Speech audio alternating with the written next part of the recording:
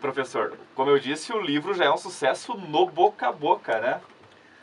Realmente, eu fiz a edição e, como os leitores devem ter percebido, quem já leu, o foco da história é Curitibanos, Lebon Regis e Santa Cecília. E quando chegou a edição aqui, eu abri as caixas e alguns colegas viram e pediram e tal, e começaram, e começou um a falar para o outro, e contar para o outro, e acabou a edição. Tá, Já pelo foram amor. vendidos quase 1.000 exemplares. Exatamente, eu mandei fazer, editar 1000 e tem pouco mais de 50 que estão comigo lá. Veja que, né, é um sucesso já, né? Considerando que nem teve uma divulgação, né? Não está nenhum site de venda, não foi produzido por nenhuma grande editora, nem está nas livrarias, né?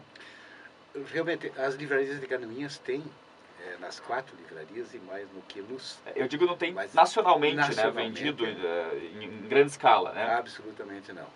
Então, realmente, o que aconteceu foi que as pessoas gostaram da história, da maneira com que ela foi escrita, e isso aqui me engrandece, me deixa realmente muito feliz porque as pessoas gostaram daquilo que eu fiz e que contam uma história realmente tocante, que tem de tudo, todo tipo de sentimento você pode ter ao ler esse livro.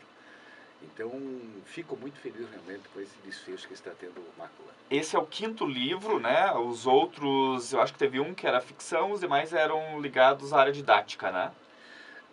Na realidade, os 4 eram Eram didáticos. didáticos. Esse é o primeiro ficção, que na verdade é um meio autobiográfico, né? Exatamente. Então, os seus 4 primeiros eram dedicados ao ensino, que é a química, que é a minha área, né? E é um dos experimentos, e 3 das primeiras, segunda e terceira séries do ensino médio.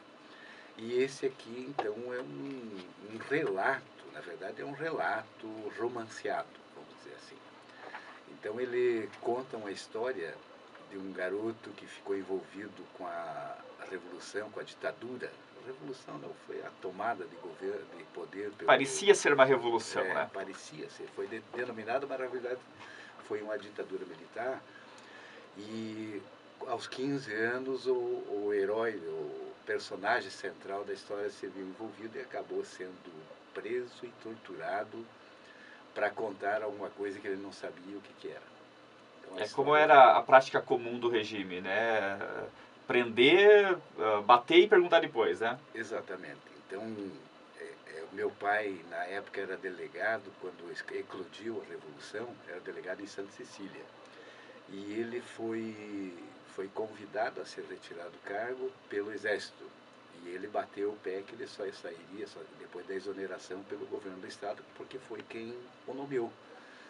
E isso gerou um inquérito policial, um inquérito militar, quer dizer, referente à desobediência civil, que na época era comum, se você desobedecesse uma ordem militar, era desobediência civil e sujeito a inquérito.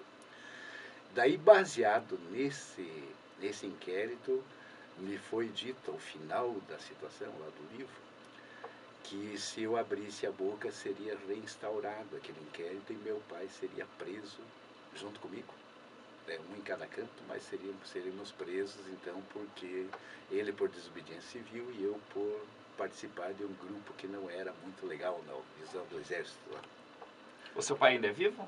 Meu pai faleceu em 1983 e foi então que eu comecei a escrever essa história, porque eu não podia correr o risco de que ele fosse preso, né? Obviamente eu era criança, com 15 anos, você força uma situação para um menino de 15 anos, isso aí fica gravado pro resto da vida, né? Então eu, na verdade, esperei que o dia que meu pai morreu, daí eu comecei a escrever.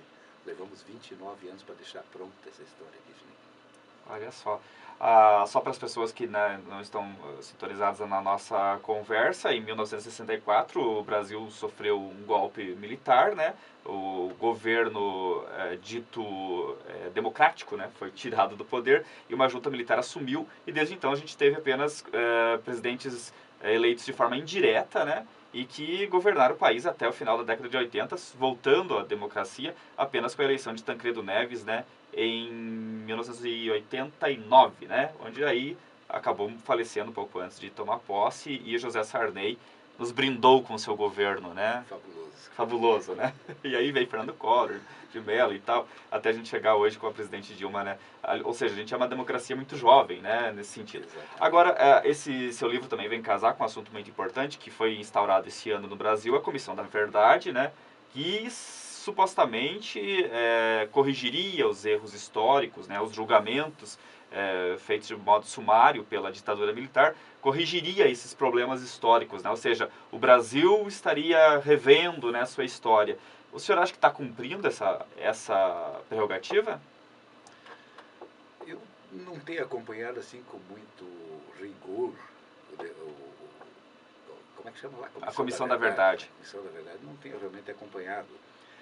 Mas a impressão que dá é que muitos vão tentar se aproveitar, tirando algum tipo de proveito, porque geralmente vem detalhes financeiros. Né? A ideia é corrigir dessa forma, né? Pagando pensões, pagando indenizações a familiares de pessoas que foram mortas ou desapareceram, né, na época da ditadura. Muitos amigos seus, conhecidos seus, desapareceram? Nesse lance aqui, de 11 pessoas que eram aquele grupo, eu vi ocorrer a morte de uma pessoa e o desaparecimento, que sumiu da face da terra, de uma segunda pessoa. Então, dos 11, 9 pelo menos sobreviveram até então. Mas daí foram mandados, naquele tempo era um castigo muito violento, mandar lá para o oeste catarinense, porque não tinha estradas, não tinha meio de chegar. Então, se o Estado queria castigar alguém, transferia para São Miguel do Oeste, para Barracão, para aquela região bem no extremo oeste de Santa Catarina, que é onde não tinha nem comunicação legal. Então, quem era dos órgãos do governo era transferido para o oeste. Era o castigo que tinha. Outros foram convidados a mudar de cidade, convidados realmente a mudar de cidade, e eles o fizeram, porque se não fizessem seriam perseguidos. Outros tiveram que abdicar dos empregos que tinham e trocar de profissão, e coisas assim. O senhor está falando no livro sobre a região de Curitibanos, mas aqui não foi muito diferente, não. E aqui até é um assunto que deveria ser revisto, deveria ser estudado. A época da ditadura aqui em Canoinhas, a gente teve a prisão do irmão da doutora Dair de Trich, lá no esconderijo, do Aldo de Trich, né? Foi preso, torturado pela ditadura.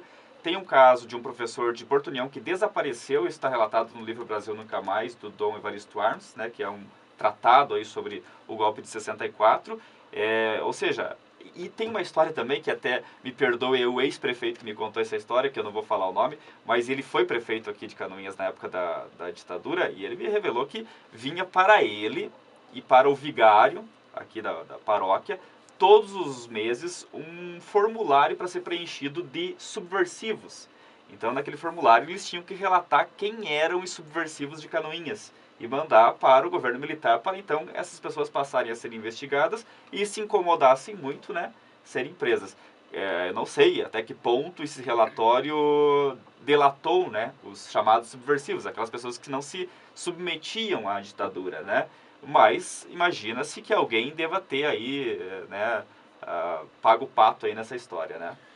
Seguramente, Ednei, nessa época de 1964, principalmente nos primeiros meses, se houvesse numa esquina 3 pessoas conversando, em questão de minutos apareceria uma 4ª pessoa para querer saber sobre qual assunto estava sendo falado naquele grupo.